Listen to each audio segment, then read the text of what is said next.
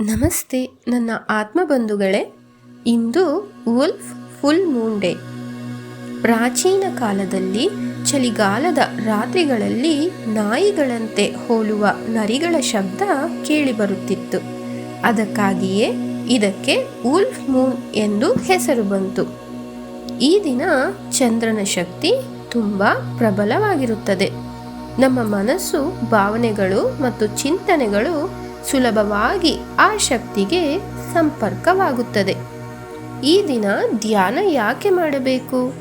ಮನಸ್ಸಿನ ಭಯ, ಸಂಶಯ, ನೋವು ಬಿಡಲು, ಹಳೆಯ ನಕಾರಾತ್ಮಕ ಶಕ್ತಿಯನ್ನು ಬಿಡಲು, ಹೊಸ ಉದ್ದೇಶ ಮತ್ತು ಸ್ಪಷ್ಟತೆಯನ್ನು ಪಡೆಯಲು, ಒಳಗಿನ ಶಕ್ತಿಯನ್ನು ಜಾಗೃತಗೊಳಿಸಲು.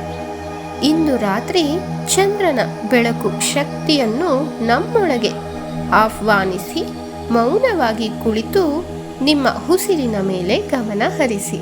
ಧನ್ಯವಾದಗಳು.